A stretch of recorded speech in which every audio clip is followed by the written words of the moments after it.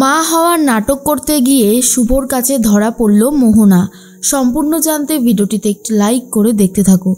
গল্পের শুরুতেই দেখা যায় মোহনা শুভ না থাকাকালীন শুভর ঘরে চলে এসেছে আর চারিদিকটা ঘুরে ঘুরে দেখতে থাকে। একদিন এই শুভই মোহনাকে ঘর থেকে বার করে দিয়েছিল, সেটা কোনোভাবেই মেনে নিতে পারেনি মোহনা। তাই আজকে ঘরে এসে মোহনা হাসতে থাকে আর বলতে থাকে, তোমার সিথির সিঁদুরের জোর আর কি থাকলো শুভলক্ষ্মী, খুব তো বড় গলায় বলেছিলে, এবার দেখো তোমাকে আমি ঠিক কিভাবে জব্দ করলাম।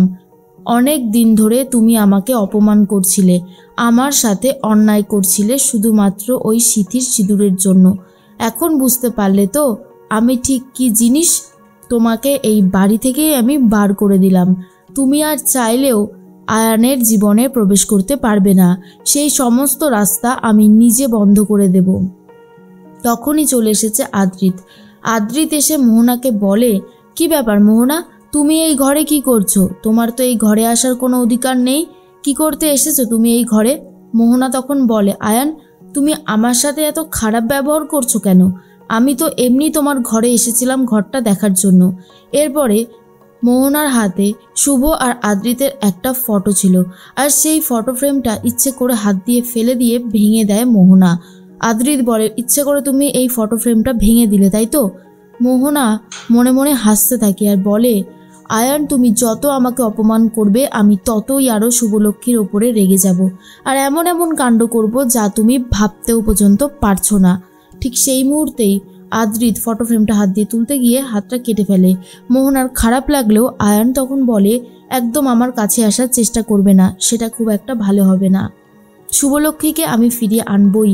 শুভলক্ষ্মী হলো আমার স্ত্রী, তোমার সাথে আমার সম্পর্ক যদি থেকে থাকে সেই সম্পর্কের জন্য আমি বাচ্চাটার দায়িত্ব নিয়েছি, কিন্তু এই না যে আমি তোমার সব রকমের অন্যায় আবদারকে মেনে নেব। এই কথাটা কান খুলে শুনে রাখো।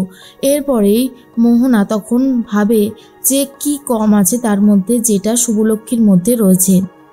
মোহনা আদ্রিতকে বারবার করেই এই প্রশ্নটাই জিজ্ঞেস করে, কি হলো, চুপ করে আছো কেন, বলো আমার মধ্যে কি নেই যেটা শুভর মধ্যে আছে? আদ্রিত তখন বলে, সেই প্রশ্নের উত্তর দিতে আমি যাব না, তবে একটা কথা জেনে রাখো, আমি তোমাকে কোনোভাবেই মেনে নিতে পারবো না। এই বলেই আদ্রিত বাইরে বেরিয়ে যায় আর মোহনার খুবই খারাপ লাগে। এর মধ্যেই সেবন্তী ভাবে, পরিবারটার কি হয়ে গেল, শুভলক্ষ্মী এইভাবে কেন চলে গেল? কেশবকে কোনোভাবেই থামানো যাচ্ছে না। কেশব মায়ের জন্য কান্নাকাটি করতে থাকে। তখনই ঋদ্ধি বলে, শুভ তো চলে গেল, কেশবকে এবারে কি করে সামলানো হবে? তখনই সেবন্তী বলে, আচ্ছা আমি কি শুভকে চলে যেতে বলেছিলাম? আমি তো বলেছিলাম যে মোহনার বাচ্চার কি হবে সেই হিসেবে আমি মোহনাকে এখানে থাকতে বলেছিলাম, কিন্তু ও যে এইভাবে চলে যাবে এটা তো আমি কল্পনাও করতে পারিনি। আমারও তো খুব খারাপ লাগছে, এরকমটা তো হওয়ার কথা ছিলই না।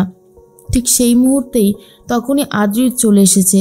আদ্রিত সেবন্তীকে বলে, আমি শুভকে খুঁজে নিয়ে আসবো, যেখান থেকেই পারি না কেন খুঁজে আমি আনবই। এই বলেই আদ্রিত বেরিয়ে যায়। তার মধ্যেই চলে এসেছে স্টিফেনি দিদি, আর সেবন্তী বলে, স্টিফেনি তুমি এত লেট করে এসেছো কেন? যাও গিয়ে রান্নাঘরে সবার জন্য খাবার বানাও, আজকে কিন্তু তোমাকে কেউ সাহায্য করবে না। স্টিফেনি কেশবের কান্না দেখে খুব খারাপভাবে বলতে থাকে যে কেশবকে যদি আমি আমার বাড়িতে নিয়ে যেতে পারতাম তাহলে হয়তো ওর কান্নাটা বন্ধ হতো, কারণ ওখানে তোর মা আছে। এর মধ্যেই সেবন্তীর কাছে এসে মোহনা নাটক করে বলতে থাকে, এই সব কিছু হয়েছে আমার জন্য, আমি ভাবতেও পারছি না যে শুভলক্ষ্মী আমার জন্য বাড়ি ছেড়ে চলে গেছে। সেবন্তী বলে, শোনো মোহনা, তোমার আর সিম্প্যাথি নিতে হবে না, তুমি মোটামুটি ভালো করে একটু থাকো, খাওয়া দাওয়াটাও করো, কারণ তোমার মধ্যেও তো একজন বেড়ে উঠছে, তুমিও কম অন্যায় করোনি। হ্যাঁ, আমি আর এসব নিয়ে কোনো কথা বলতে চাই না। পূরবী তখন বলে, দিদিভাই তুমি তোমার ছেলেকেই অ্যাকচুয়ালি মানুষ করতে পারোনি, এটা স্বীকার করো। সেবন্তী তখন বলে, শোন পূরবী, এখন এ সমস্ত কথা বলে কোনো লাভ নেই। আমার ছেলে যখন এই অন্যায়টা করেছে ও জানতোই না ওর পরিচয়, হয়ে যখন গেছে আর কি করা যাবে বল। এরপর গেস্ট রুমটা খুলে দেয়, মোহনাকে থাকার ব্যবস্থা করে দেয়।